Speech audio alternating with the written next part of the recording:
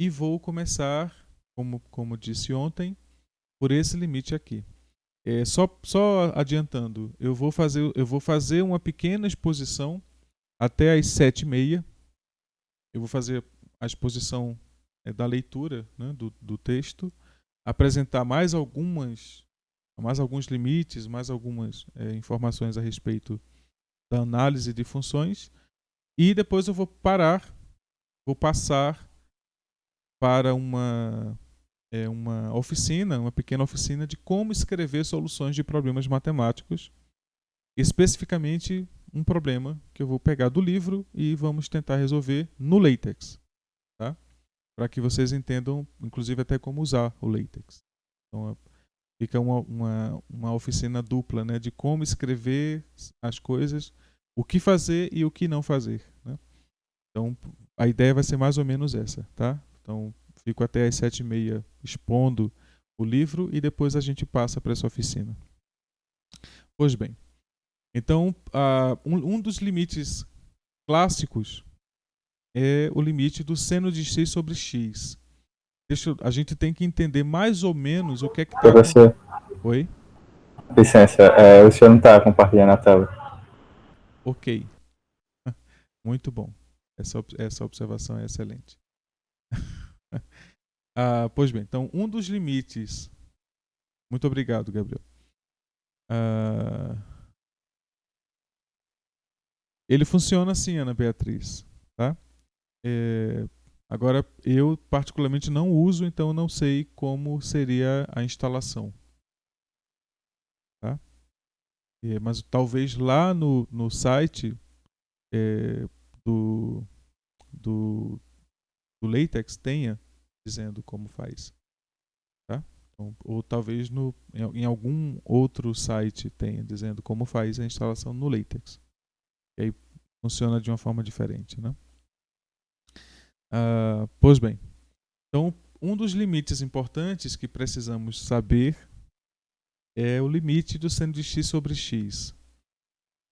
Esse limite ele vai se caracterizar como um limite fundamental, no sentido de que, a partir dele, conseguimos gerar vários outros limites, inclusive conseguimos gerar a definição de derivada para funções trigonométricas.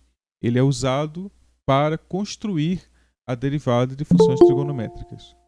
Então, agora precisamos entender o que é seno de x sobre x. Né?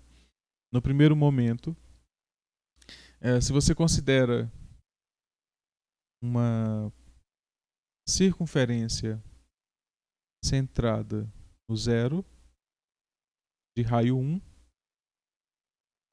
então quando você considera o triângulo gerado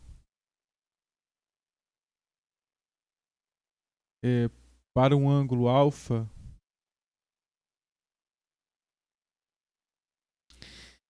esse comprimento aqui, uma vez que o raio seja 1, esse comprimento, que é a altura do triângulo retângulo, é o que nós vamos conceber como sendo o seno de alfa. Então,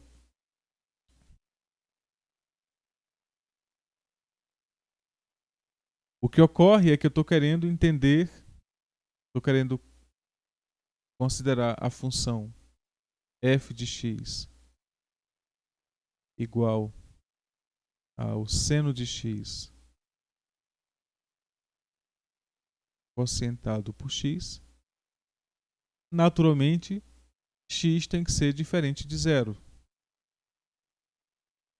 Esse é o domínio da função f de x, né? Porque eu tenho um quociente por x.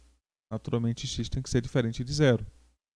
E é precisamente por isso, por eu não saber qual é a imagem de f de x para x igual a zero, que eu uso o limite para calcular essa estimativa, caso ela exista. Então é por isso que nós nos perguntamos E se x tender para zero, quem seria seno de x sobre x? Tenderia para quem? Bom, a pergunta se coloca dessa maneira, e aí você responde primeiro dizendo, olha, é possível que não exista. Então a primeira pergunta é, existe um L real?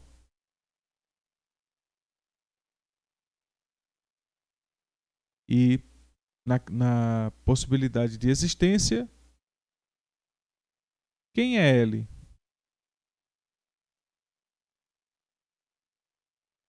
Primeiro precisamos saber se existe e depois determinar seu valor. Vimos que o limite pode não existir, né? E então esse comportamento aqui, ele pode, essa estimativa, né? Ela pode não existir quando x vai para zero. Uma vez que zero, quando eu olho aqui, é um valor que não está no domínio da função. Então, o que eu estou perguntando é algo que está sobre o comportamento da função na vizinhança de um ponto para o qual a função não está definida. Mas observa o que acontece quando eu analiso analiso o que está acontecendo usando os triângulos no ciclo trigonométrico, né? Então, à medida que eu vou considerando pontos cada vez mais próximos, quando eu vou considerando pontos cada vez mais próximos, seria o ângulo θ, o ângulo zero, vou colocar só o zero. A altura vai diminuindo, né? E quando você vai considerando os triângulos, o ângulo vai ficando menor à medida que o ponto vai se aproximando de zero. Naturalmente, o ângulo fica menor e a altura diminui. Considerando que sabemos que dado comprimento L, se eu criar a circunferência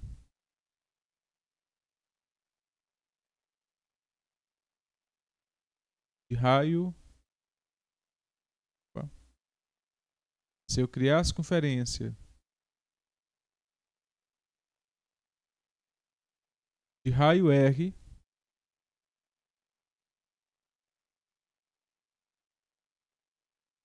então quando eu divido L pelo diâmetro, isso dá uma constante que nós chamamos de π. Portanto, o comprimento L ele pode ser escrito como 2 vezes π vezes R. Quando eu considero aqui que o R é igual a 1, então o comprimento L fica dado por 2 vezes π. Quando R igual a 1, então o comprimento L torna-se 2π. Se ao invés de considerar o segmento inteiro, eu considerasse apenas uma seção para um ângulo alfa, então eu sei que L está para 2πr, assim como S, que é esse comprimento aqui,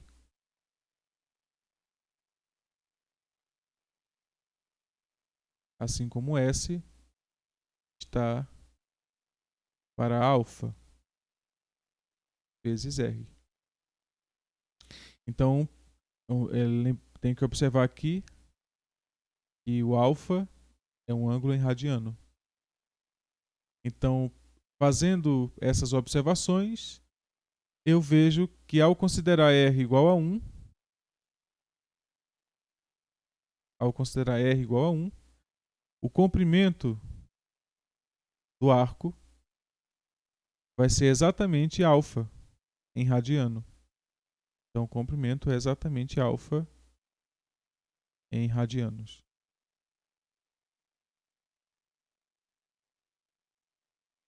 Então, o que eu estou fazendo é calculando, ao fazer o seno de x sobre x, o que eu estou fazendo é calculando isso na circunferência unitária, né? Estou calculando o seno de x sobre o comprimento de arco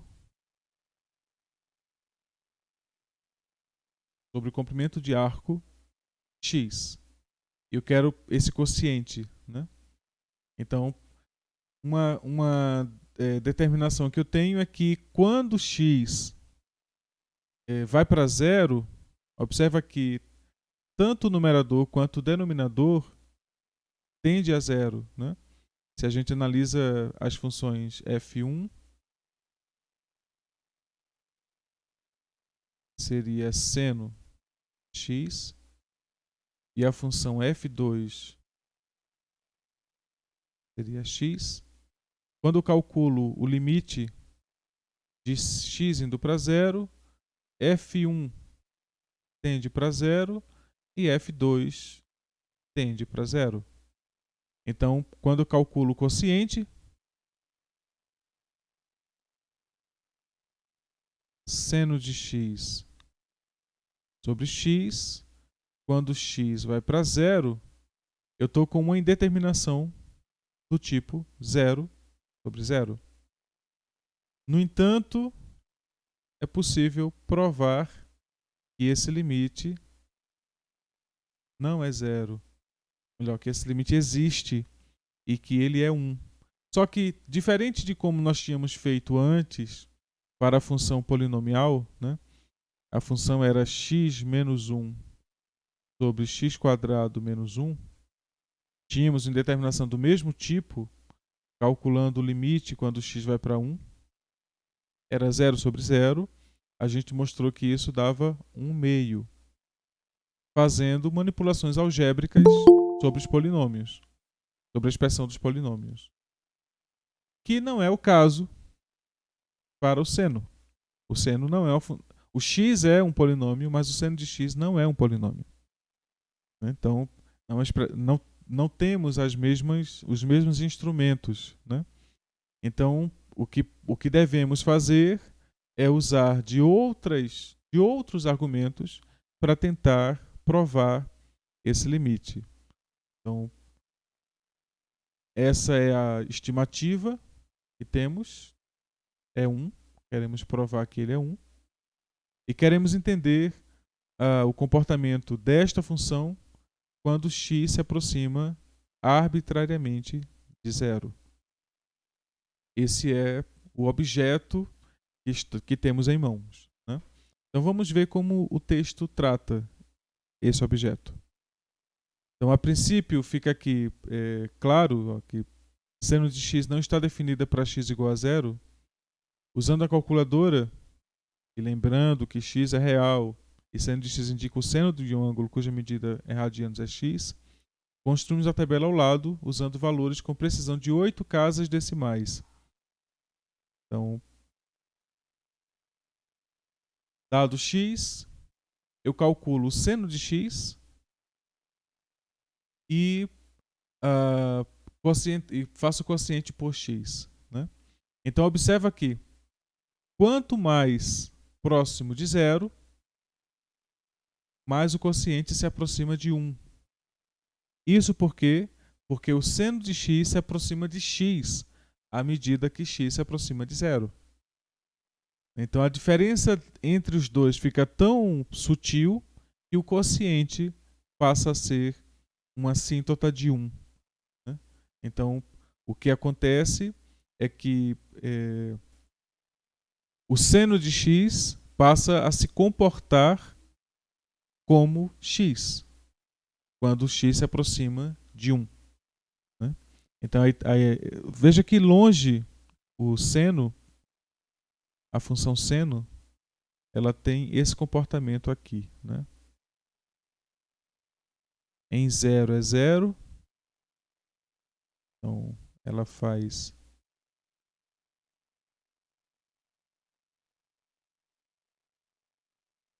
aqui π. Ela é 0 em 0, 0 em π e 0 em 2π. Ela vale 1 em π sobre 2 e vale menos 1 em 3π sobre 2.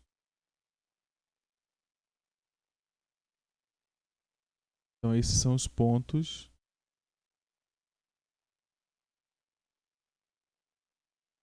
de importância, né? Essa curva é chamada senoide.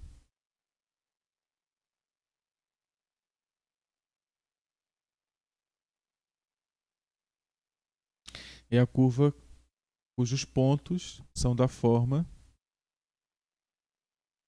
x seno de x.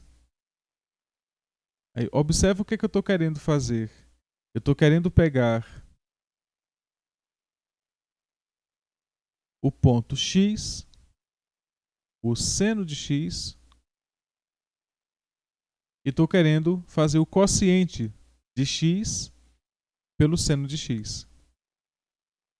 Só que eu estou querendo fazer isso quando x se aproxima de um valor em que tanto o numerador quanto o denominador se anula. Observa que se eu me aproximasse, por exemplo, de π, eu não teria nenhum problema. Eu calcularia o limite. O limite do seno de x sobre x, quando x tende a π, é 0. Porque o denominador vai para π e o numerador vai para 0. Então aqui não tem nenhum problema. E o mesmo ocorre para qualquer outro ponto em que a função seno se anula. Porque o único ponto em que nós não temos esse comportamento é aqui. Esse é o único ponto de interesse para a análise desse comportamento do quociente. Por quê? Porque aqui tanto o seno vai para 0 quanto o denominador, que é a coordenada x, vai para 0. Né? Então, eu sei que a função seno é periódica, então significa que para valores menores que 0, nós temos uma cópia da função. E para valores maiores, temos outra cópia do que ocorre entre 0 e 2π. Né? Então, quando x se aproxima de 0, ele se aproxima de 0 por valores maiores ou menores. Né? Então, valores maiores ou menores. Então, o seno está definido para valores de 0 que estão arbitrariamente próximos de 0. E a gente viu aqui, a gente pode ver aqui, que há simetria, né? Quando você considera o ponto aqui, os ângulos são iguais. Né? Então, e o segmento aqui é exatamente o mesmo, a seção. Né? Então, quando eu considero o seno de x sobre x, x em radiano, o comportamento que há no primeiro quadrante vai haver no quarto quadrante. Né? Então, quando me aproximo de x por valores negativos ou por valores positivos, eu vou ter o mesmo comportamento. Os limites laterais, eles são iguais. Né? Existindo, são iguais. E vão ser iguais exatamente a 1. Então, que é o que a nossa tabelinha sugere. Né? Tem uma informação que eu vou dar e que é uma informação que antecipa a forma como vamos provar que esse limite dá 1. que é através de uma regra. Seria, eu vou preferir fazer isto. Vocês podem pesquisar uma outra maneira de provar, tá? Eu vou provar da seguinte maneira. Eu vou considerar o limite de x para zero e seno de x sobre x, e vou observar o seguinte: esse limite ele é igual ao limite quando x vai para zero do cosseno de x sobre 1. Esse limite existe e ele é exatamente 1. Como é que eu fiz isso aqui, né? De onde é que veio esse limite? Esse limite vem do fato de que, se você tem uma indeterminação 0 por 0, desse tipo, por exemplo, e você sabe que as derivadas, né? Você sabe as derivadas do numerador e do denominador, e se esse limite existir, então esse limite existe. E é igual, esse limite existe e é igual ao limite do quociente das derivadas. A derivada de x é 1, e a derivada do cosseno de x a derivada do seno de x é o cosseno de x para todo x. Então essa é a regra de L'Hopital e é a forma mais simples de provar esse limite, né? Vocês ficam sugestionados a procurarem outras formas. O próprio livro texto traz uma outra forma de provar esse limite, mas eu não vejo nenhum problema em usar a derivada para provar esse limite, né? A não ser pelo fato de que, para o cálculo da derivada do cosseno, eu vou precisar que esse limite exista e seja 1, né? Então, existe aí essa pequena percalço, o que faz com que eu tenha que encontrar uma outra maneira de provar esse limite, ou seja, uma vez que aqui eu já preciso dele para supor a forma de calcular a derivada do seno, né? Então a ideia essa é a minha maneira de provar, porque eu já suponho que eu sei calcular a derivada do seno e que ela é o cosseno. E o quociente das derivadas, né? A derivada do seno é o cosseno, a derivada do x é 1. O quociente, o limite do quociente existe quando x vai para zero e é exatamente 1, o que comprova o fato de que o limite de x sobre x existe quando x vai para zero e é exatamente 1, dado pela regra de L'Hopital que está aqui. E vamos voltar a ver quando eu definir derivada, né? Mas o livro ele aqui sugere uma estimativa para o limite, né, a partir dessa aproximação. E aqui ele indica que ele vai fazer uma demonstração no capítulo 3, né? Muito provavelmente usando isso que eu usei, que é capítulo 3, eu acredito que é quando ele aplica, ele usa a derivada, né? Mas bem, então vamos seguir. Então, um outro limite é o limite do seno de π sobre x quando x vai para zero, né?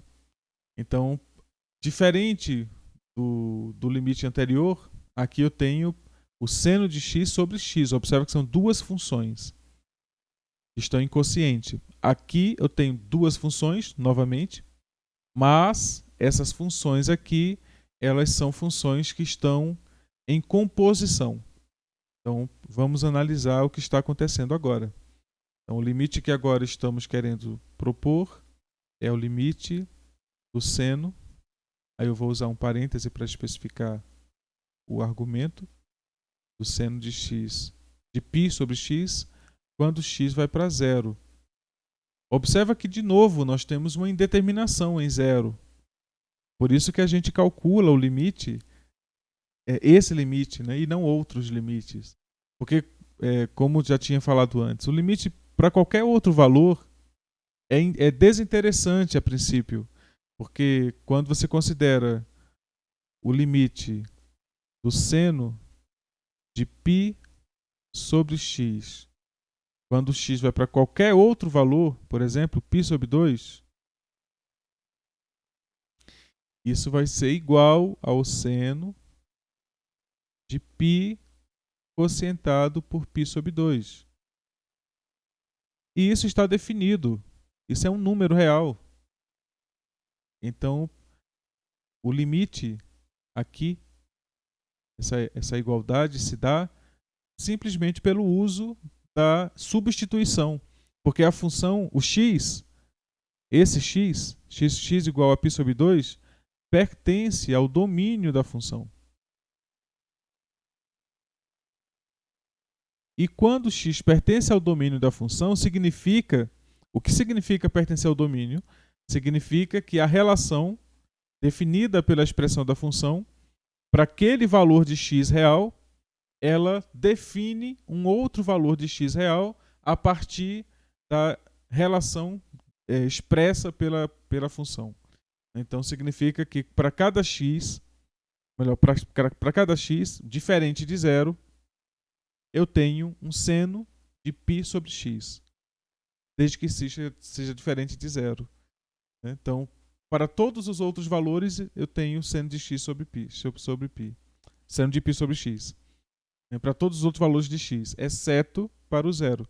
Então, por isso, eu calculo o limite com muito entusiasmo para quando x tende a zero.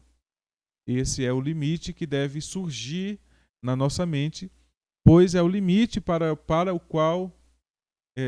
valor para o qual a função não está definida. Então, esse é o ponto para o qual eu estudo o limite. Porque para os outros pontos, não há análise a ser feita. Porque a função já está resolvida. Então, podemos fazer uma analogia com a psicanálise. Então, se você tem um problema, se você acha que tem um problema, mas você tem a solução desse problema, então você não precisa ir ao psicanalista. Mas se você tem um problema e você não tem a menor ideia de como resolver esse problema, e um problema psíquico, e você não tem a menor ideia de como resolver esse problema, é aconselhável que você procure um psicanalista para te aconselhar, para te dar orientações profissionais na visão analítica da coisa, de como poder resolver esse problema. Alguns sugerem, Freud diria que o problema tem que ser tratado, e Jung diria que o problema tem que ser aceito. Eu sou mais, nesse caso, mais a favor de Jung, porque eu acredito que a gente tem que ir se adaptando ao que é, no momento que a gente está mudando, Então eu mudo, agora eu tenho que aceitar quem eu sou, mudo de novo, mais uma catástrofe, Então eu tenho que aceitar quem eu sou de novo e por aí vai. É uma construção que envolve isso, ou seja, aqui, quando a gente aplica análise ao invés de psicanálise, a gente observa que a função seno de π sobre x, ela é interessante apenas quando x é igual a zero. Para os outros valores, ela é desinteressante. Lembrando, valores finitos. Vamos ainda analisar logo breve o que aconteceria quando x iria para um valor muito grande. Mas vamos lá. Eu vou considerar duas funções para analisar a função f. Eu vou considerar a função f1, que seria a função seno de x, e a função f2, que seria a função π sobre x. Observa que para a primeira função, o domínio dela é o conjunto real. Então, o seno está definido para todo número real. No entanto, a função f2, o domínio de f2, ele é o conjunto dos reais menos o zero. E colocamos assim com asterisco. Então, menos o zero. Quando eu faço a composição dessas duas funções, gerando a função f ela é precisamente... Ó, quem é que eu faço primeiro? F2. Então, F2 aparece por último. Então, fica F1 composto com F2 de x. Isso é precisamente seno de π sobre x. Uma dica que nós vamos usar é o seguinte: se a função f, nesse caso, for contínua, se a função f for uma função contínua, então nós iríamos poder definir o limite da composição a partir da continuidade de f1. Mas isso é uma coisa que vamos ver depois. Vamos observar o seguinte. A função f2, quando eu calculo o limite da função f1, vamos calcular o limite de f1, quando x tende para zero, isso é zero. f1 é seno. Dá zero. Quando eu calculo o limite de f2, quando x tende para zero, agora eu tenho uma coisa interessante em mãos. Porque f2 é π sobre x. Então, isso vai ser o limite de uma constante, π, sobre a variável x, quando x tende a zero. Ora, isso eu sei que dá infinito. Como é que eu provo isto? Eu vou dizer assim, isso dá infinito. Como é que eu provo isto, né? E vamos analisar esse sinal, inclusive. Vamos fazer uma retificação desse sinal. Considerando o fato de que, se eu me aproximo de zero por valores maiores,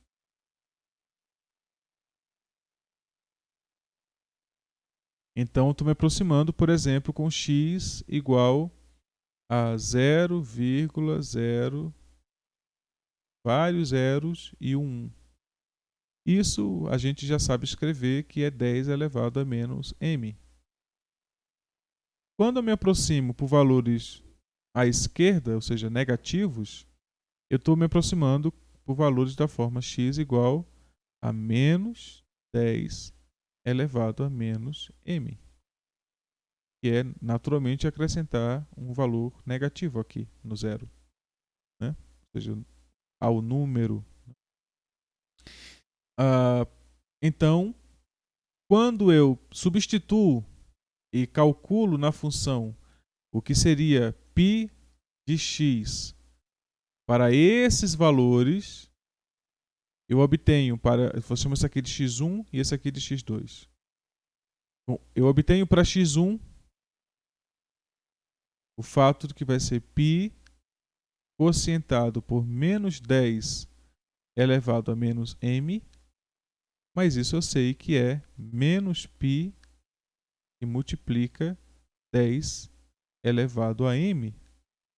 Mas o m é arbitrariamente grande, então isso é arbitrariamente pequeno. Como isso é arbitrariamente pequeno, eu digo, desculpa, m é arbitrariamente grande, então isso é arbitrariamente grande, e este número aqui é arbitrariamente pequeno, por causa do sinal, né? Ele está cada vez mais longe do zero. Isso eu digo que é menos infinito.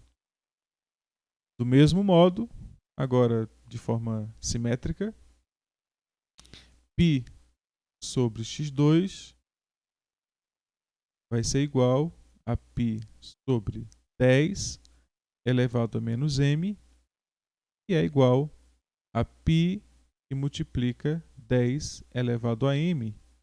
Isso aqui é absurdamente grande, então eu digo que é finito. Absurdamente grande porque eu posso escolher m sendo qualquer valor, né? Quando me aproximo de zero, eu escrevo x dessa forma e digo que m pode ser qualquer valor natural ou real, né? Então a ideia é que eu estou calculando x próximo de zero, tanto quanto eu queira, tão próximo quanto eu queira, né? Então esse comportamento aqui é mais ou menos, né? Dependendo de para onde eu vou. Então veja que não há nem uniformidade quando eu me aproximo do zero para a função f2. Quem dera para a composição, né? Então o que acontece é que eu tenho que agora entender a composição da função, essa aqui. Tenho que agora entender o que é que acontece quando eu calculo este limite quando x vai para zero, né? Então eu posso tentar entender o seguinte: quando o seno aplicado a um valor arbitrariamente grande, para qualquer que seja, eu vou escrever aqui. O fato que eu tenho é que o seno de θ ele é menor ou igual a 1 e é maior ou igual a menos 1 para todo θ. Imagina θ sendo um número real. Então, significa que independente de quem seja o valor de x, π sobre x pode ir para mais ou menos infinito, mas quando ele faz isso, o seno ele fica pirambolando, zigue-zagueando entre menos 1 e 1. Então esse limite não existe. Não existe um L para qual eu possa estimar esse limite, porque o seno de x é periódico, limitado, entre menos 1 e 1, e quando x vai para zero, π sobre x vai para mais ou menos infinito. O que significa que na vizinhança do zero, o seno fica zigue-zagueando entre menos 1 e 1 de forma indefinida, o que faz com que não exista um valor para o qual a função se aproxima. Portanto, não existe limite. Tudo bem?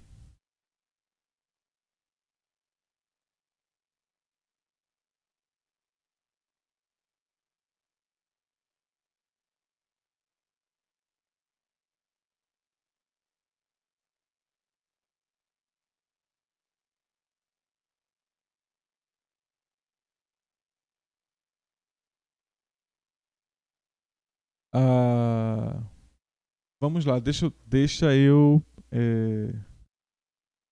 Eu vou responder as perguntas, começando pela do Rogério. É de L'Hopital. A regra é de L'Hopital.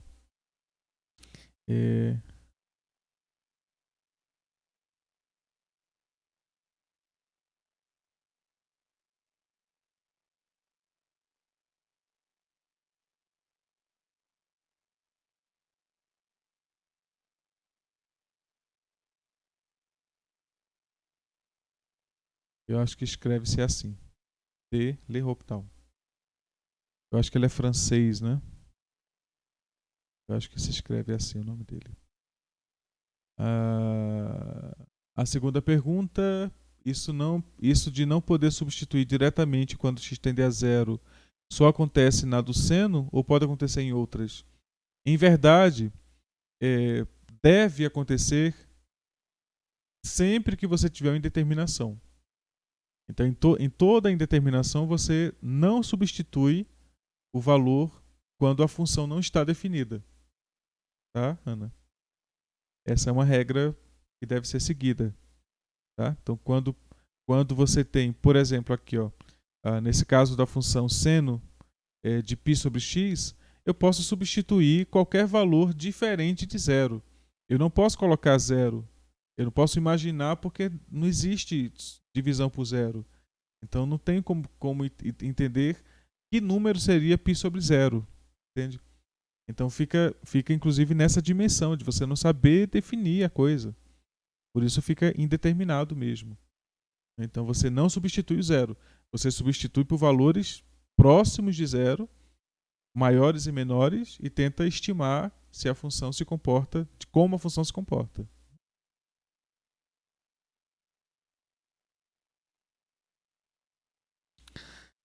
Ivan, eu poderia dar um exemplo com números nesse exemplo sendo de π sobre x. Eu dar exemplo numérico, eu acho que eu já tentei fazer alguns aqui, mas eu vou tentar então reconsiderar a função para ver se fica mais simples. Tá? Então vamos tentar de novo o limite do seno de π sobre x quando x vai para zero. Observa que aqui o problema está no fato de que zero não está no domínio de seno de π sobre x. Né? Então, o que você tem que fazer é fazer uma estimativa para x. Isso significa considerar um intervalo em volta do zero. Então, eu pego aqui valores positivos, muito pequenos, então é da forma 10 elevado a menos m, e pego aqui valores negativos, também muito pequenos, então menos 10 a menos m. Quando eu faço isto, quando eu considero valores muito próximos de zero, muito pequenos positivos, muito pequenos negativos, o que ocorre é que o quociente por x vai tender a um número muito grande positivo ou muito pequeno positivo. Então, no primeiro caso, quando x é positivo, e no segundo caso, quando x é negativo. Então, veja, não há muito o que eu possa fazer de diferente disso para te mostrar usando números. Né? Nesse caso, é um problema algébrico de análise. Então, quando eu digo análise, é porque a gente está fazendo uma estimativa infinitesimal. Eu estou procurando um valor de x que tenha um comportamento geral, porque aqui o m que eu considero é um m natural qualquer. Então ele pode ser tão grande quanto eu queira. E essa é uma forma de me aproximar do zero. Existem outras formas de se aproximar do zero. Né? Eu poderia considerar aqui m como sendo um número racional, por exemplo. E aí eu estaria procurando números que estão se aproximando do zero. Eu poderia usar frações unitárias, 1 sobre n. Né? Quando n é natural. Essa é uma outra forma de se aproximar de zero. Quando n está indo para infinito, 1 sobre n está indo para zero. Né? E nunca é zero. Essa é uma boa forma, inclusive, de se aproximar de zero. Porque 1 sobre n nunca é zero. Mesmo quando n é muito grande. Né? Então, através desses mecanismos é que você consegue antecipar o que poderia estar acontecendo, e é aí quando a gente define o que seria mais infinito e menos infinito. Né? Vou voltar a esse ponto. O que é que a gente entende como sendo mais infinito? É um comportamento. A gente diz que é o seguinte: se para todo m natural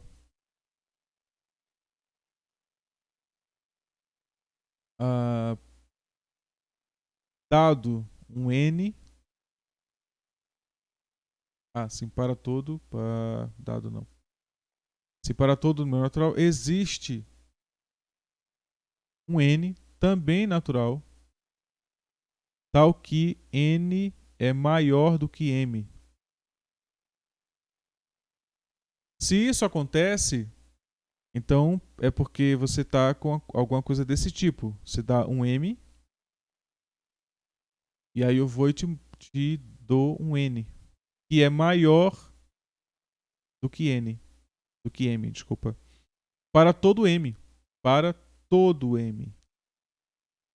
Escolha um M qualquer, natural. Eu vou poder, porque existe, eu vou poder te dar um número N que é maior do que esse M que você considerou. E é bem fácil identificar como é que faz isso, né? Considere M. Então, considere que N é M mais 1. Pronto, está feito. Para todo M, M mais 1 é maior do que M. Qualquer que seja M. Então, isso é um comportamento. Né? E esse comportamento a gente determina como sendo infinito. Tá? Então, é isso que a gente chama, é isso que a gente diz, esse comportamento a infinito. Né? É quando isso aqui se concretiza. E, de forma simétrica, você tem dado um M, existe um N que é menor do que ele. Basta considerar que N é igual a M menos 1. Aqui está o zero, né? M é negativo. M menos 1 é menor do que M. Então, não existe um número, não existe uma limitação inferior. Essa primeira parte aqui diz que o conjunto dos naturais é ilimitado superiormente. Essa segunda parte diz que o conjunto dos inteiros é ilimitado inferiormente. Isso também superiormente, porque ele tem o conjunto dos naturais no simétrico. Né?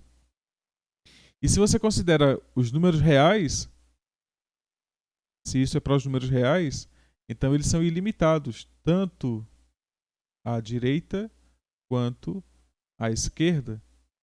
Não existe um número, não existe um maior número real, nem existe um menor número real. Então a gente diz que quando é um número arbitrariamente grande, chamamos disso comportamento infinito. Quando existe esse comportamento, né? Que dado M, sempre vai existir um N, tal que N é maior que M, e o conjunto de números que você está considerando satisfaz essa condição. Então a gente diz que isso é infinito. Tá? Então é exatamente a nossa descrição técnica para infinito. Né? Entendido?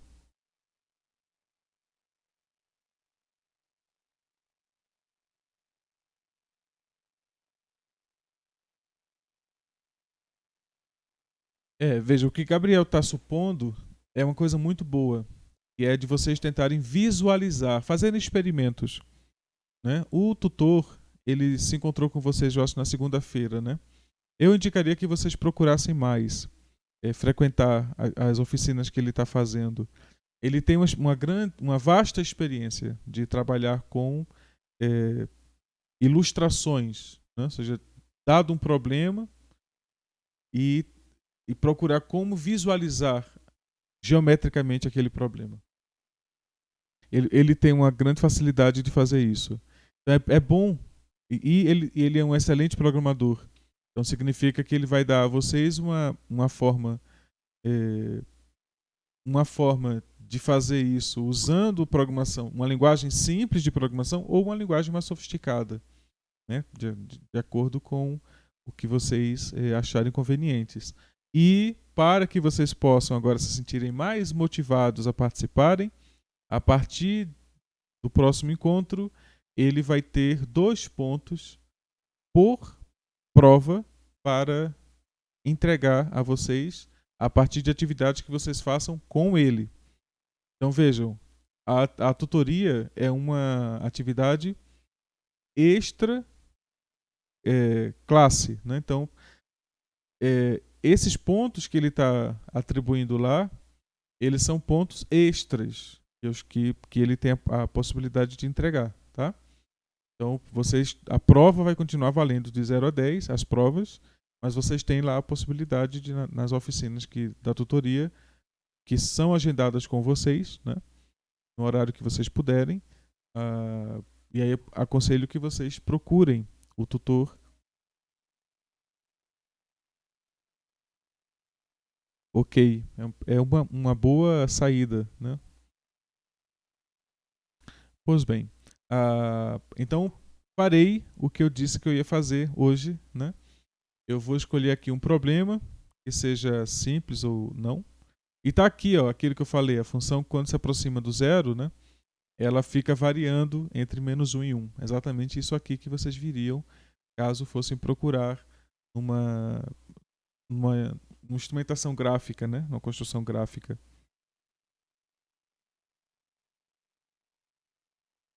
Ok, muito bom. Lembra o sismógrafo? Isso, Ivan. Lembra sim o sismógrafo, né? Então a gente vê, por exemplo, que, na verdade, toda essa questão de curvas que estão oscilando, né? Que você quer determinar, porque o sismógrafo, ele nada mais é do que a determinação da intensidade de uma onda, né?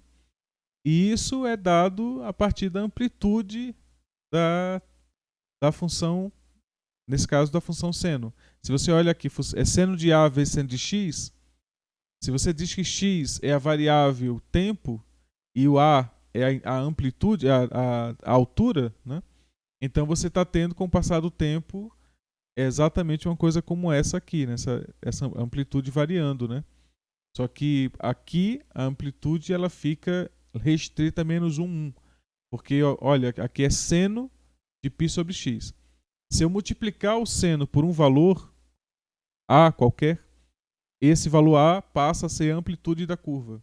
Então, em vez de ficar entre -1 e 1, passa a ficar entre -A e A. Então, a função, a amplitude da função aumenta. Né? Então, você pega uma curva, a altura da onda é a amplitude dela, né? Seria a escala, né? Nesse caso, a intensidade do terremoto. Né? É exatamente isso, Ivan. Essa é a lógica mesmo. Então, eu vou considerar, não sei se aqui abaixo ou acima, eu vou considerar um exercício,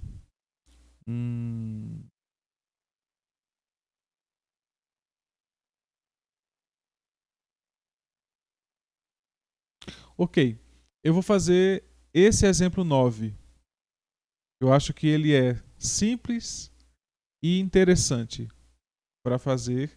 Eu vou fazer usando o LaTeX, tá? Então eu vou mostrar para vocês como é que usa a ferramenta e vou, além disso, mostrar como é que vocês poderiam usar a argumentação para me convencer que vocês entenderam. Então vamos lá. Então vamos supor, eu não sei se eu vou precisar usar o teclado, então e aqui para vocês poderem fazer intervenções.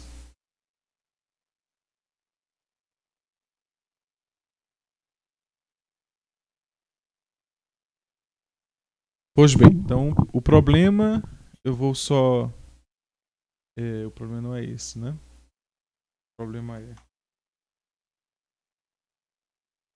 calcule os limites, né? Os limites.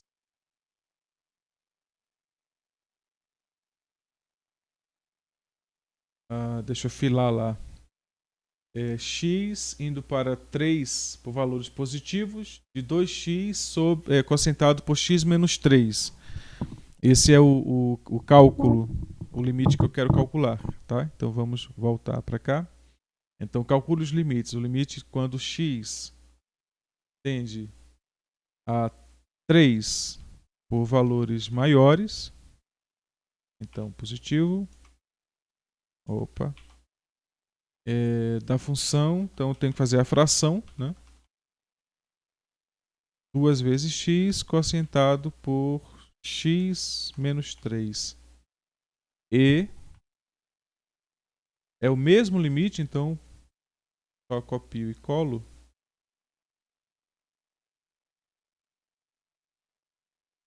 Agora o outro limite é para negativo, né?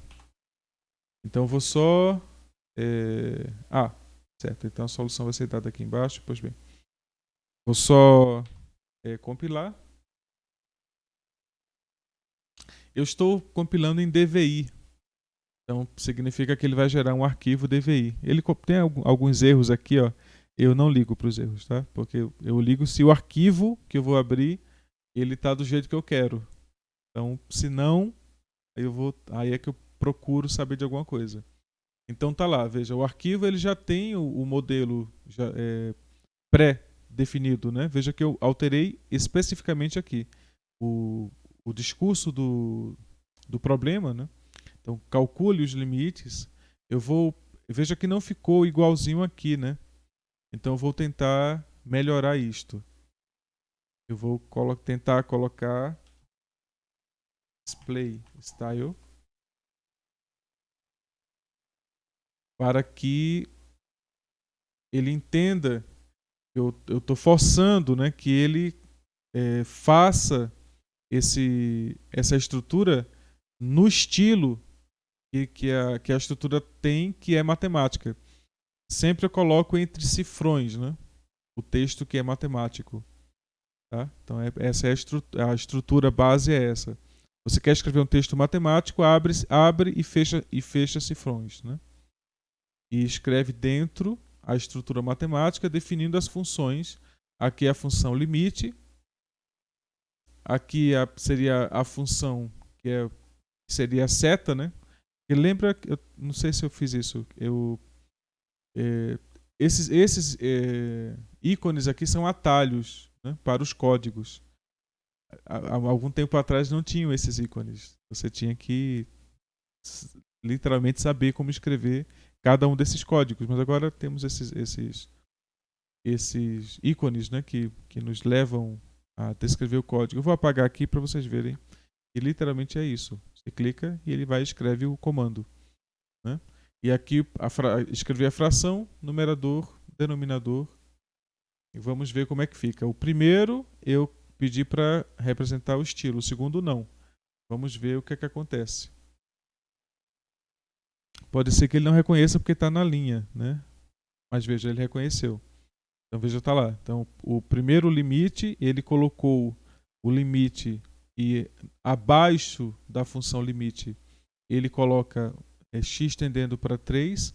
Eu vou fazer uma outra coisa que é, eu vou tirar aqui, ó, a barra. Eu vou deixar só o limite. Veja que ele não compreende isso aqui mais como uma função. Mas vamos ver o que é que acontece quando eu compilo assim. Ao invés de usar barra ali, ele vai entender agora que é uma palavra. Ele vai tentar escrever como uma palavra, tá vendo? Só que como é uma palavra que está entre cifrões, ele tenta escrever ela em itálico. Isso é um erro, né? Então, está errado porque a semântica está errada. Eu tenho que dizer que é uma função limite. E aí eu escrevo, sempre que eu quiser escrever algo abaixo ou acima, vocês aqui têm uma forma de fazer isto. Eu vou tirar todas essas coisas aí e vou mostrar. Cadê? Tem algum lugar aqui? É aqui? Aqui.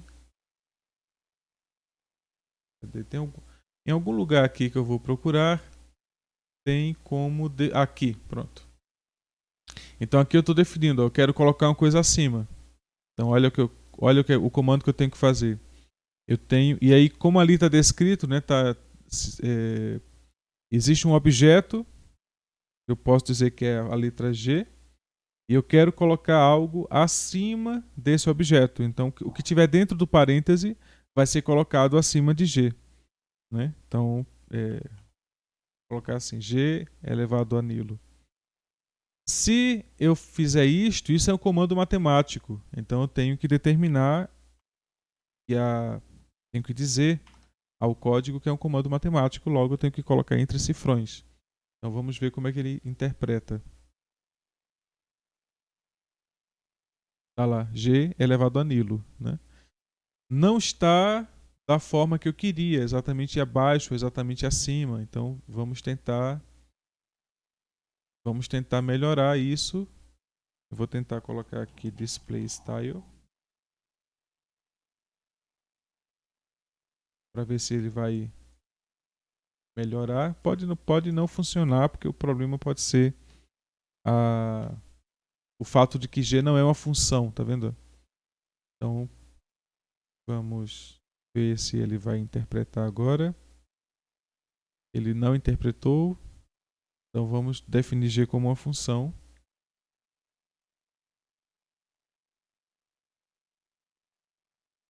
E agora ele não define, porque a função G não existe, né? Então ele não concebe que exista a função G, porque ela não existe. E então ele não tem como colocar algo acima do que não existe, né? Os códigos eles têm essa inteligência. Pois bem, então posso colocar, posso tentar colocar aqui uma coisa que exista, como por exemplo um somatório, que é uma função. Então não existe a ordem, né? Mas essa é a estrutura para colocar acima, tá aqui, e essa é a estrutura para colocar abaixo. Então, se eu quero colocar algo acima, eu uso é, esse símbolo, né? Este símbolo. E uso underline para colocar abaixo, né? Eu esqueci o nome desse símbolo por enquanto, mas bom, vocês devem lembrar. Então, voltando aqui para a estrutura, vamos ver como é que seria a solução desse limite, né? Pois bem, os atalhos ajudam muito. Então, eu vou passar a análise. Eu não corrigi ainda o segundo, né? Deixa eu corrigir aqui o segundo.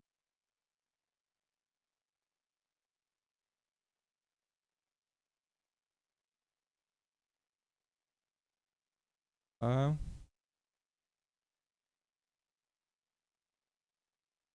Então, está corrigido o primeiro e o segundo limite. Então, agora já temos o que corrigir, o que solucionar, né? Eu vou tirar isso aqui.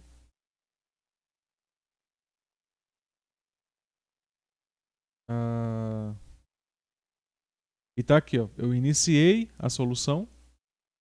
Então, literalmente é isso. O espaço que eu vou definir aqui, tudo que eu escrever entre o begin e o end, vai ser exatamente o que vai ser escrito dentro do espaço que vai ser gerado no documento como solução. Tá? Então, isso porque foi definido aqui acima.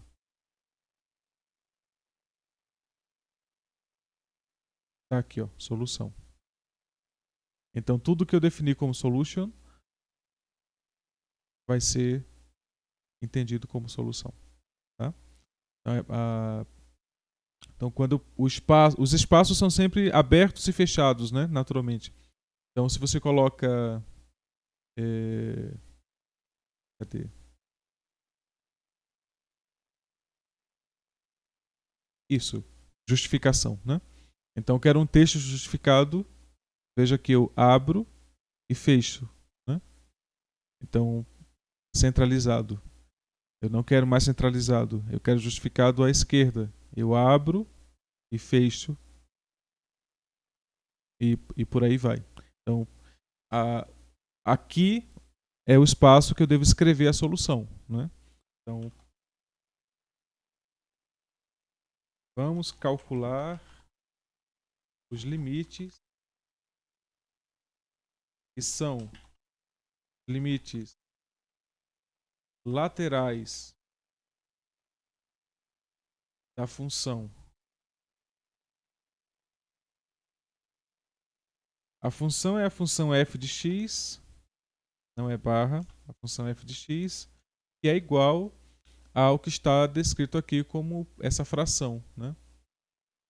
Isso. Então, copio aqui. Esta é a função que eu quero calcular o limite. Então, veja que a lógica é a seguinte: eu vou escrever a solução dizendo o que eu estou fazendo, né? Então, só que eu digo como se eu estivesse fazendo em conjunto com quem está lendo. Então, por isso eu uso a terceira pessoa.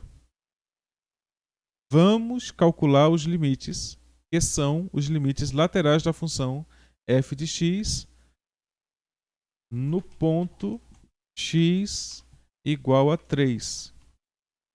E aí eu faço uma advertência. Por quê? Porque eu observo que o domínio da função não inclui este ponto, este valor x igual a 3. Né? Então, devemos observar, ou seja, eu estou falando para o cara, cara, observa aí que x igual a 3 não é um ponto do domínio. Devemos observar que x igual a 3 não é um valor de definição para a função. O que você deve fazer é escrever literalmente os argumentos. Então vamos separar o texto em etapas, né? Primeiro, eu digo o que eu vou fazer.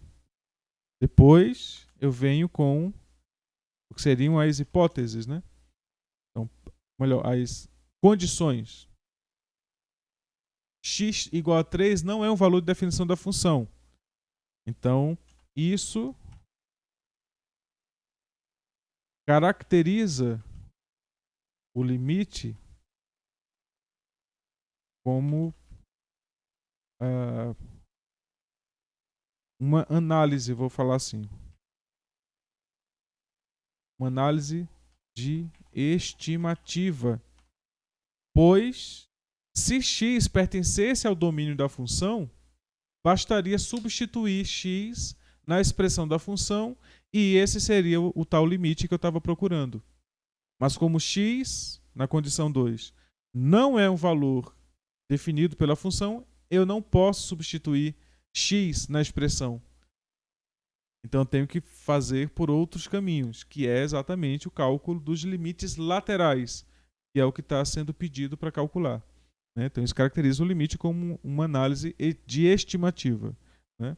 Então agora vamos começar os cálculos. Passemos, olha, vamos, terceira pessoa, devemos, terceira pessoa, passemos, terceira pessoa, porque de fato você não está fazendo sozinho. Você está fazendo você e mais alguém que está lendo. Então, isso, a argumentação tem que ser feita em terceira pessoa. Então, passemos ao cálculo do primeiro limite.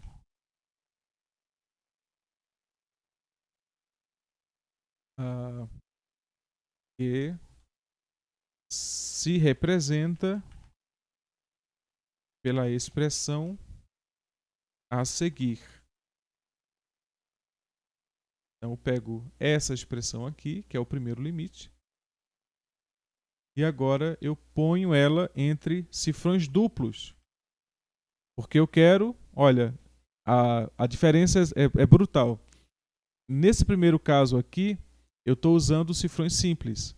Então, ele vai transformar o que está dentro do cifrão em símbolos, ele vai interpretar como sendo símbolos matemáticos, mas como é um cifrão simples, ele vai deixar isso entre o texto.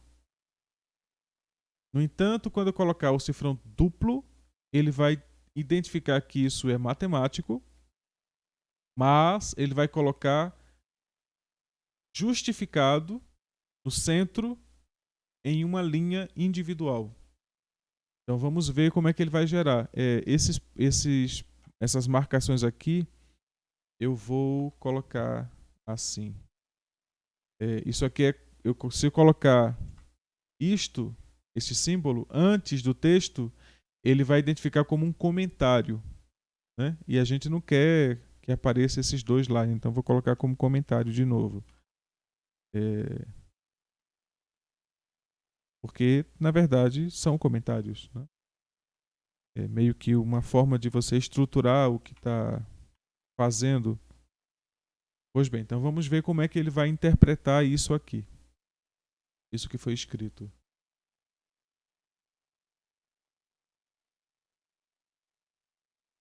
Veja que ele não saltou as linhas. E lá foram saltadas, né? Observa aqui, eu saltei as linhas. Mas o que acontece é que eu não disse para ele saltar a linha. Se eu quiser dizer para ele saltar a linha, eu tenho essa opção.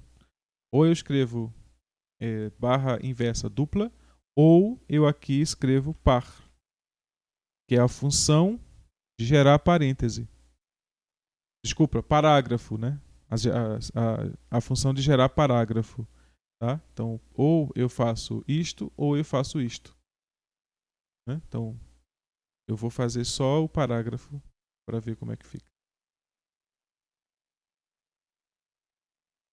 Então, tem aqui, ó, onde eu coloquei o bar par, ele pula a linha e gera o espaço do parágrafo. Tá? Então, vamos calcular os limites, que são os limites laterais da função f de x, que é 2x sobre x menos 3 no ponto x igual a 3. Devemos observar que x igual a 3 não é um valor de definição para a função. E isso caracteriza o limite como uma análise de estimativa. Passemos ao cálculo do primeiro limite, que se representa pela expressão a seguir. Então, vamos seguir. Então, colocar um ponto aqui. O ponto, nesse caso, tem que ser colocado dentro do cifrão, para que ele apareça aqui, logo depois do limite. Tá? O ponto tem que ser colocado dentro do cifrão. E aí, depois do cifrão, você pode colocar...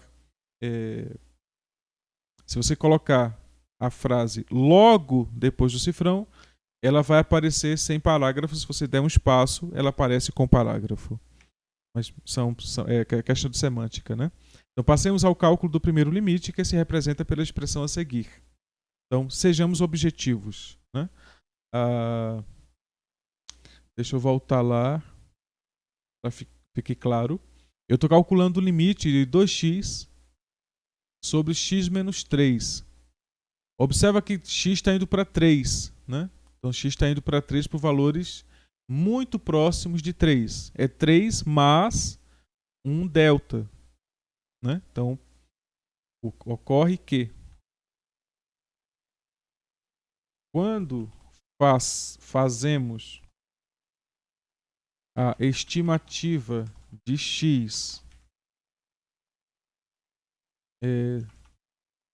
se aproximando do valor 3 por valores maiores que 3, temos um comportamento do tipo x igual a 3 mais um epsilon.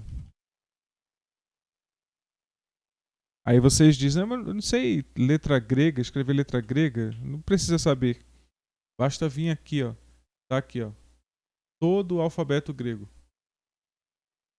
Tá todo o alfabeto grego aqui. Então vocês não precisam saber escrever, não.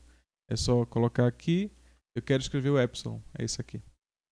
Quero escrever um alfa, é que vem aqui. Quero escrever um beta. Então, teta. Então vocês não precisam saber escrever. Basta saber clicar, né?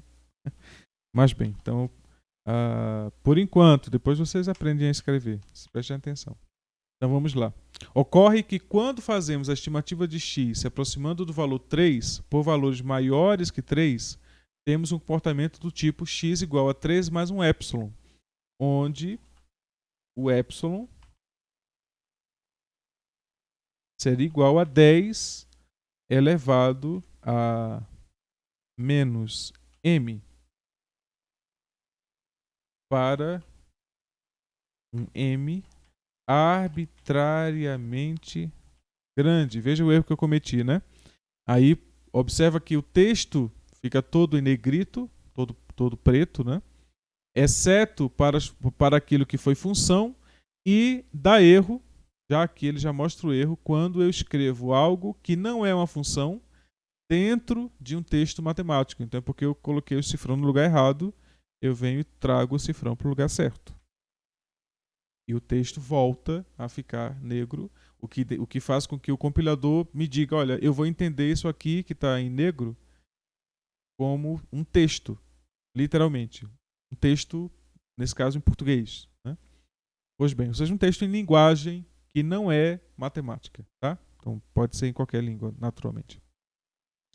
Então, voltemos. Ocorre que quando fazemos a estimativa de x se aproximando do valor 3, aí eu coloquei 3 entre cifrões porque eu quero que o número também seja escrito em formato matemático, por valores maiores que 3, temos um comportamento do tipo, aí eu coloco lá 2 pontos, né?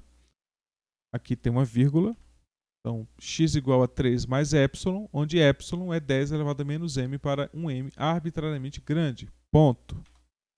Isso aqui, eu estou dizendo o que significa fazer a estimativa de x para 3 por valores maiores que 3. É o que eu aqui representaria assim. Faria 1, 2, 3. Mas eu quero valores maiores que 3, então eu estou me aproximando por aqui. Por valores maiores que 3. Então, por exemplo, tenho aqui, eu pego um intervalo, que é uma vizinhança de 3, e eu estou querendo pegar um valor aqui. Eu digo que isso é 3 mais um epsilon. Né? Aí, se eu disser que epsilon é igual a 10 elevado a menos m, então eu estou pegando, na verdade, 3,0... Opa! 0, 0, 0, 0, vários zeros e depois um 1. Então, ou seja, isso é um número muito próximo de 3, mas diferente de 3, que é o que eu quero. Tá? Então, voltemos. Isso está explicado aqui. E por que vocês precisam explicar coisas que eu já sei? Porque eu não sei se vocês sabem. Então, literalmente é isso. Vocês estão escrevendo uma carta para mim. Não é uma carta romântica, mas é uma carta analítica sobre a expressão de vocês ao analisarem o cálculo do limite. Isto é a solução de um problema e não uma sequência de símbolos matemáticos seguidos de símbolos matemáticos. Tá? Então vocês precisam dissertar sobre o que estão escrevendo. Não sabe como fazer? Tenta copiar, tenta pegar o que está aqui, esse modelo que eu estou fazendo, e tenta ir fazendo parecido, colocando ali outra função quando for outro modelo. Claro que existe aí um limite de coerência. Se o primeiro limite que você foi calcular, você fez isso, explicou em detalhes o que é cada coisa, quando você for fazer o segundo limite, você não precisa mais de tantos detalhes. Porque você simplesmente indica, olha, como feito no problema 1, o argumento, por argumento semelhante ao que foi feito no problema 1, temos isso. Porque aí, quem não leu o problema 1, problema de quem não leu o problema 1. Né? Mas eu vou ler todos os problemas. Então significa que eu vou saber que você, no problema 1, escreveu tudo que deveria e no problema 2 está usando um argumento semelhante, sabendo usar o argumento semelhante. Porque a ideia está exatamente aí, em você saber que usou um argumento e que ele pode ser replicado depois e saber exatamente quando usar esse argumento no futuro. Né? Isso significa que você entendeu o argumento. Né? Então, a lógica da criação, né? Nesse caso, a lógica da demonstração. Então, aqui eu separei em partes, né? Mas entendam que cada um de vocês vai tentar fazer de um jeito e não existe uma forma única de fazer. Tá? Então, comecem fazendo Por exemplo, se não tiverem ideias de como fazer, copiem o que está feito aqui e tentem entendendo como é que se faz, né? Então, a princípio, bom, não é como preencher um cheque ou preencher um formulário que todo mundo preenche com nome, CPF, por aí vai. Mas existe uma estrutura pré-definida do que deve fazer, do que deve ser feito, quando, nesse caso, está respondendo um limite, né? Por exemplo. Mas existem outras coisas que acabam aparecendo depois e que vão gerando a ideia do que é uma estrutura geral de solução. O que é que entendemos como sendo uma solução? Tá? Então, a solução é a exposição do problema. Começa por aí. Então, você expõe o que é o problema. Você analisa o problema. E depois de analisar o problema, você agora apresenta uma solução para ele. E determina por que é que aquilo é a solução do problema. Então, aí você conclui, ou seja, introdução, dissertação, conclusão. É uma pequena redação. Toda solução de um problema tem que ser uma pequena redação. Mas vamos lá. Estou aqui fazendo o detalhamento do que é o limite que eu estou calculando, né?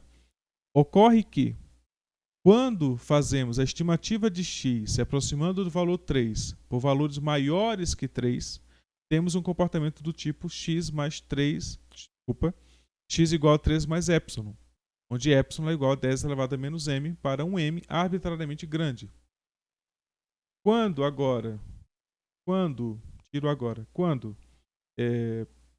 fazemos a estimativa usando a expressão da função, podemos observar que o numerador, que é 2 vezes x, tende, eu vou escrever assim, tende para 6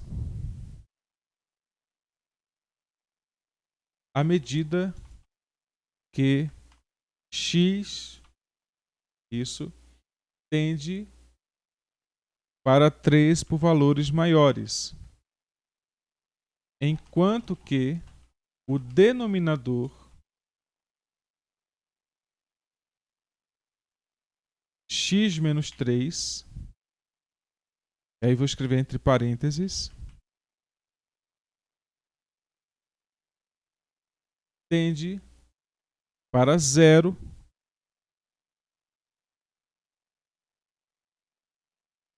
à medida que x tende para 3. Aí eu vou colar aqui de novo.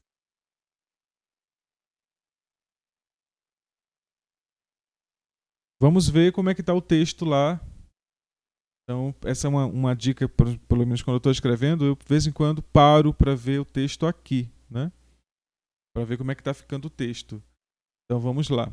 Até antes eu tinha colocado esse ponto aqui, né? Então, agora vamos continuar.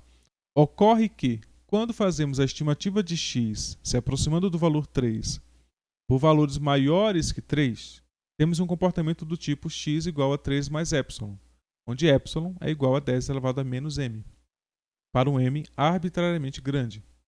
Quando fazemos a estimativa usando a expressão da função, podemos observar que o numerador, 2x, tende para 6 à medida que x tende para 3 por valores maiores, enquanto que o denominador, x menos 3, tende para 0 à medida que x tende para 3. Eu vou ser mais específico e dizer que ele tende para zero por valores positivos. E digo isso simplesmente colocando aqui o positivo. Né? Porque de fato é o que acontece. Porque se x é maior que 3, x menos 3 vai ser o que sobra de 3. Né? Olha, se x é igual a 3 mais epsilon, quando eu faço a diferença, x menos 3, eu vou ter o epsilon. Né? Então é exatamente... Mas o epsilon é positivo, né? Então, por isso que a diferença x menos 3 tende para um número positivo. Arbitrariamente pequeno, mas positivo. Tá? Arbitrariamente pequeno, isso é que é importante. Pois bem, o fato do denominador tender para um valor arbitrariamente pequeno, enquanto o numerador tende a um valor constante, nos indica que o limite em análise é equivalente ao limite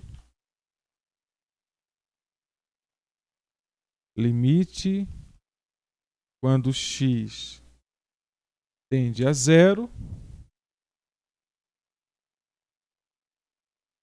de 1 sobre x. A zero por valores positivos.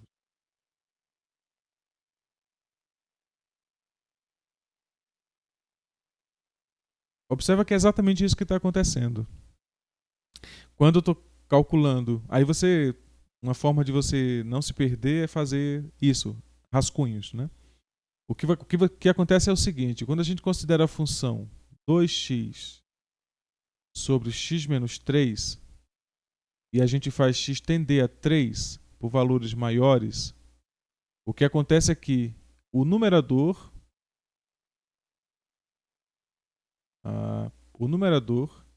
vai tender a 6 e o denominador vai tender a 0 por valores positivos. Como o numerador tende a uma constante, enquanto que o denominador tende a 0, então nós temos um limite equivalente ao limite 1 sobre x, quando x tende a 0 por valores positivos. Veja que existe exatamente a mesma estrutura. O numerador vai para uma constante, que está aqui, 1 ou 6, e o denominador vai para 0, que é exatamente o que acontece com o x. Quando o x vai para 3 ali e quando o x vai para 0 aqui. Então aquele limite é desse tipo aqui, mas esse limite eu já sei como funciona. Quando o x vai para 0 por valores muito pequenos, mas positivos, isso dá mais infinito. Então é exatamente o que vai acontecer com o meu limite aqui. Pois esse limite está aqui. Ó. Pois bem, o fato do denominador tender para um valor arbitrariamente pequeno, enquanto que o numerador tende a um valor constante, nos indica que o limite em análise é equivalente ao limite, que é este aqui, e sabemos que é igual a mais. E você vem aqui e procura aqui, infinito. Cadê? E é igual a mais infinito. Portanto,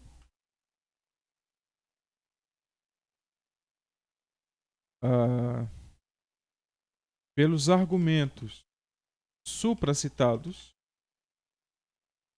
podemos afirmar que o limite não existe e, ademais, esse limite aqui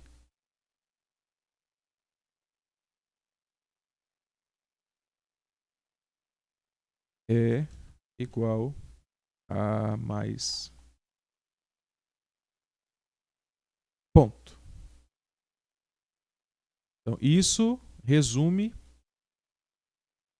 a confecção de uma solução para um primeiro momento, né? Então veja que a solução ela exige toda uma estrutura. Eu não saio escrevendo as coisas sem sentido. Não, tem que ter uma estrutura. E mais que isso, eu posso usar informações que eu já sei. Como, por exemplo, aqui, eu usei o limite, eu usei que eu já sei o limite de 1 sobre x quando x vai para 0. Isso já é uma informação que eu já sei, né? E agora estou usando essa informação para dizer como é que é o cálculo desse limite aqui. Foi essa forma que eu encontrei de resolver o problema. Existem outras formas de resolver o problema.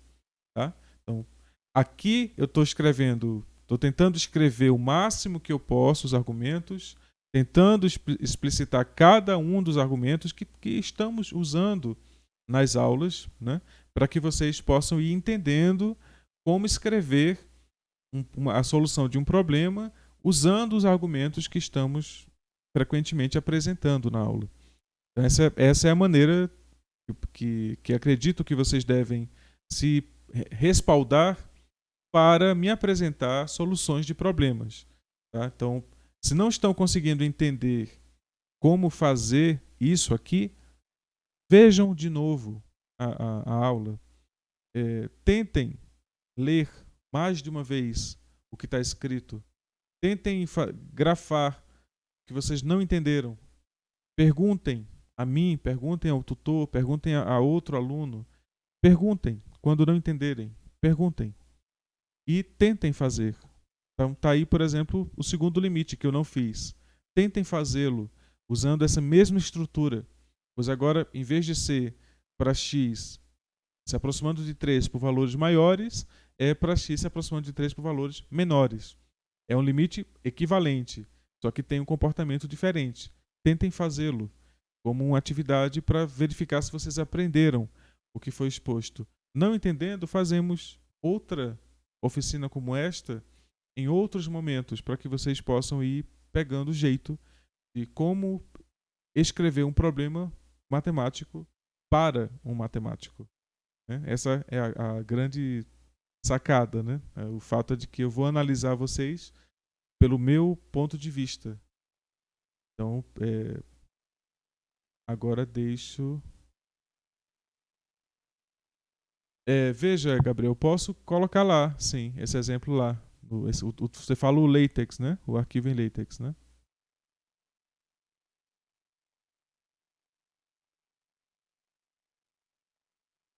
Ok, posso colocar lá sim.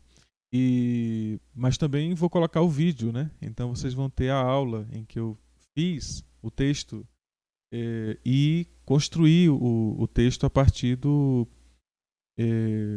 da exposição do problema. Tá? Então, espero que tenha ficado claro. Espero que isso tenha motivado vocês a tentar decifrar o que é que estamos estudando, né? Eu gostaria que vocês fossem mais participativos. É uma necessidade que eu percebo, assim, uma necessidade minha, que vocês queiram aprender mostrando o que não sabem. E eu garanto a vocês que eu vou tentar descobrir formas de fazer vocês aprenderem. Né? Então, uma delas é essa, de mostrar para vocês como é que faz. Né? O que é que eu espero como uma solução de um problema. Então, a gente faz junto. Né? Eu mostro para vocês como é que faz. Entendam? A ideia é a seguinte, é como se vocês fossem participar de um julgamento, né? Vocês são réus, eu sou o promotor, o juiz e o advogado. Né? Então, por enquanto, eu sou o advogado.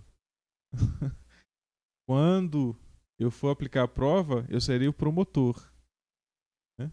Aplicando ali as provas. E depois serei o juiz dando a nota. Mas por enquanto eu sou o advogado. Usem o advogado. Porque observe que o advogado ele tem muita intimidade com o promotor. E ele tem muita intimidade com o juiz. Ele sabe exatamente o que o juiz vai usar como prova ou não. Né? Então, se fosse vocês, usaria em larga escala o advogado para tentar uma defesa robusta. Né? Rapaz, eu acho que não. Eu acho que esse juiz aí ele é meio danadinho. Ele não se compra, não. Mas existem ele se compraria pelo seguinte: se você provar para ele que você sabe, porque a pena pela qual vocês estão sendo acusados é de não saberem. É exatamente essa acusação. O promotor vai dizer: eles não sabem. E aí o advogado vai defender. Eles sabem. Olha aqui a prova de que eles sabem. E o juiz vai lá analisar isso, né? O quanto vocês sabem. Esta é a pena. A pena é não saber. Então, Sócrates ele estava certo nisso. Cada dia eu entendo que eu sei nada. Eu sei nada. Eu também espero que o índice de prisões não suba. Mas veja, um conselho que eu entrego a vocês agora, e ontem eu fiquei até umas 4 da manhã pensando sobre isso. Eu estava lá assistindo House e depois fui assistir. Eu fiquei até 4 da manhã pensando. Eu assisti House e depois fui assistir The Mentalist. E fiquei lá caducando nisso, né? Que é a ideia de que vocês não estão entendendo, ou não estão entendendo e não querem entender, ou não estão entendendo e eu não estou sabendo explicar. E aí fica uma coisa muito errada, sabe? Porque eu não consigo me sentir realizado. E quando não estou realizado, eu fico com penalidades minhas para comigo, né? Ou seja, eu não cumpri o que eu deveria ter cumprido. E é ensinar, né? Ensinar o que eu sei, passar para o outro o que eu sei. Essa é a missão que eu tenho, né? De ensinar o máximo que eu puder a vocês no tempo que estivermos compartilhando. E parece que eu não estava fazendo isso, eu não estou fazendo direito, né? E aí eu tenho que mudar alguma coisa para passar a fazer direito. Então, aí por isso pensei, então vamos fazer uma oficina eu explicando para eles como é que seria o texto da solução de um problema. Isso talvez ajude a abrir essa porta, essa janela de discussão, né? Para que vocês tentem fazer e, por exemplo, podemos supor que este é o primeiro problema da prova. Eu acabei de dar para vocês a solução da metade do primeiro problema da prova, né? E agora falta só a segunda metade, né?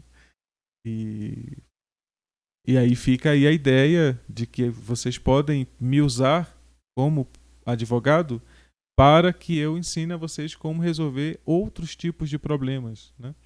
E vocês não estão conseguindo resolver. Então me entrega aí a dúvida e eu vou tentar resolver nas aulas, porque eu acho que é um ambiente de discussão propício para isso, né? Então vou tentar resolver nas aulas usando essa ferramenta enquanto escrevo no LaTeX, construindo nesse texto o que seria o indicativo de solução, né? Para a dúvida, para o problema, tentando construir. Não vou. Hoje eu dou só essa aula e só na quinta-feira que eu dou a outra aula. Mas hoje eu tenho uma reunião de orientação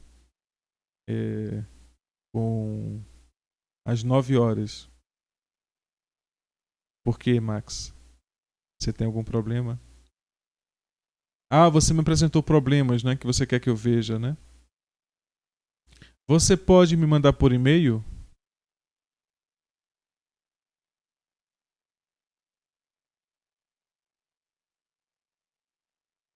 Só essa dúvida.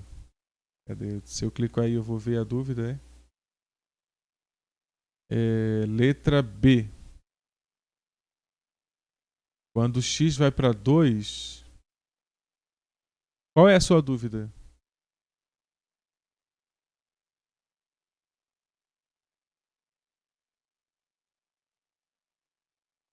Letra B, né? B ou D? Letra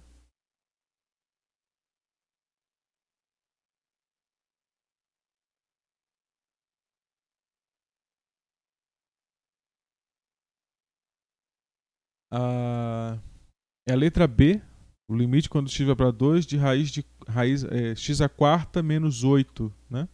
É isso? Max.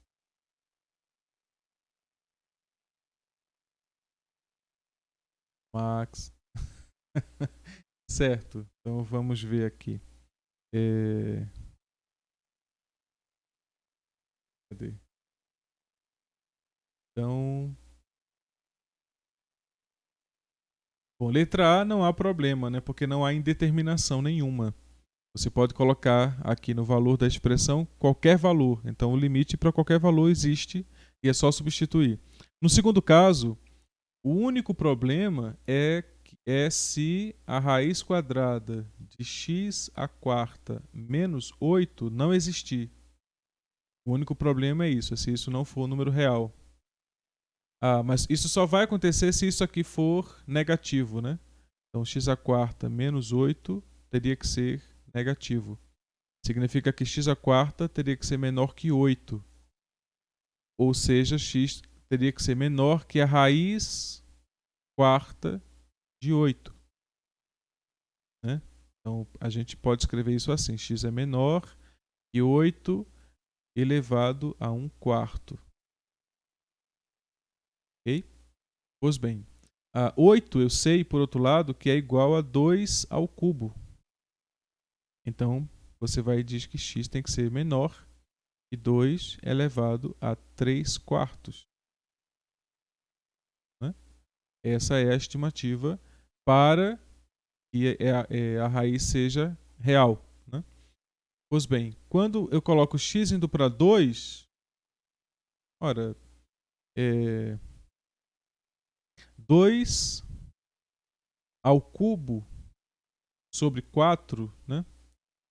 2 a raiz quarta de 2 ao cubo, isso é menor do que 2, né? X tem que ser menor do que a raiz cúbica, a raiz quarta, desculpa, de 2 ao cubo. Isso é menor do que 2. Ok? Então veja que x indo para 2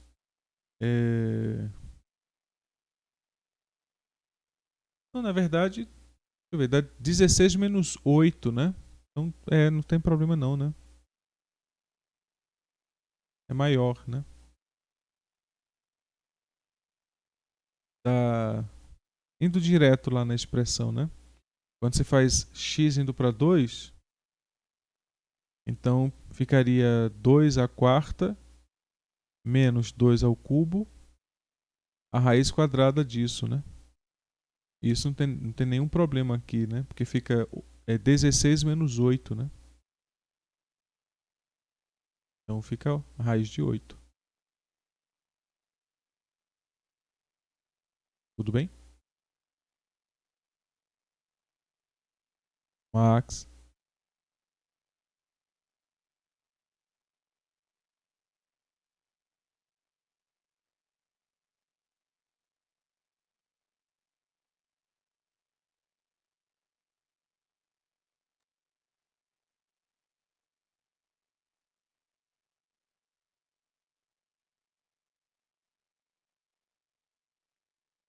Mas 2 à quarta é maior que 8, né? Então não tem problema.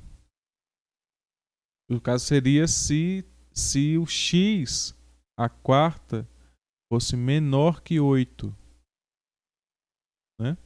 Aí teríamos problema, né? Que é exatamente o que está aqui.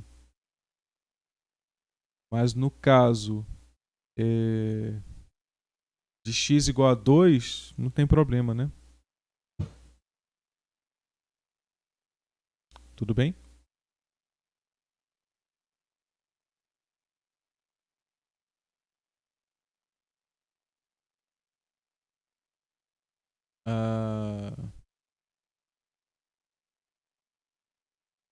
Ok, vamos aproveitar e ver a letra C.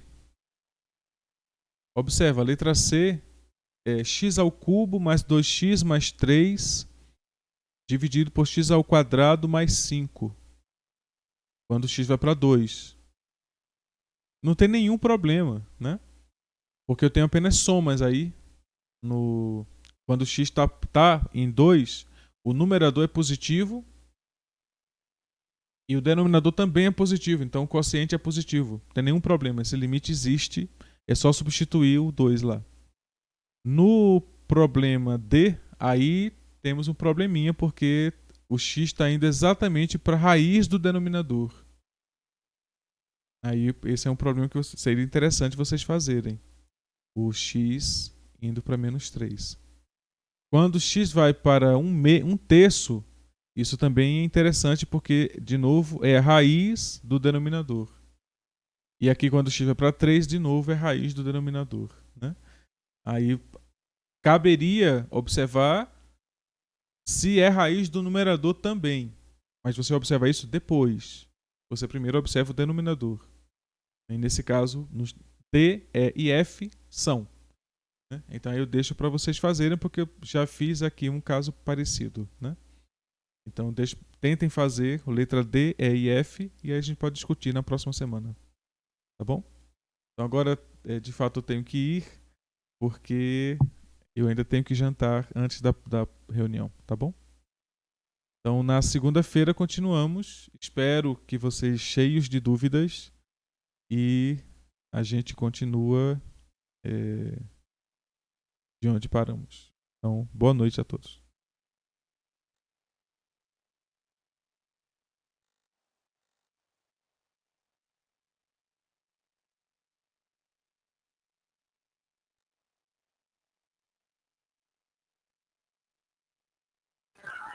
Professor, Sim.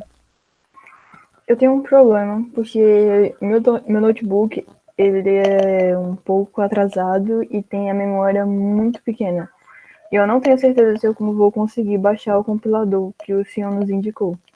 Eu até tentei baixar um compilador para a cadeira de IP que eu estou pagando, mas eu não consegui também porque o processador dele é hiper atrasado e a memória dele é muito curta.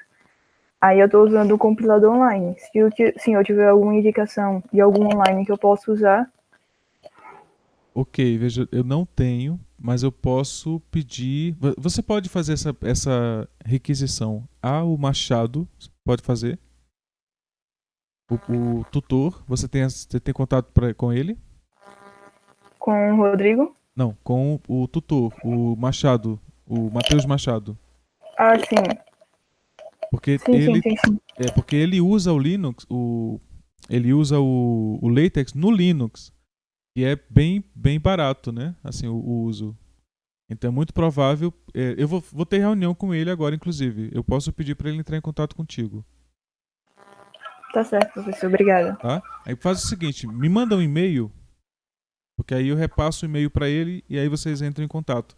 É muito provável que ele vá te mostrar como usar no Linux, e que é exatamente o que eu acho que você deveria fazer. Já que existe um comprometimento de desempenho, você deve deixar de usar o Windows e passar a usar o Linux para que você possa ganhar, nesse caso, desempenho. Né?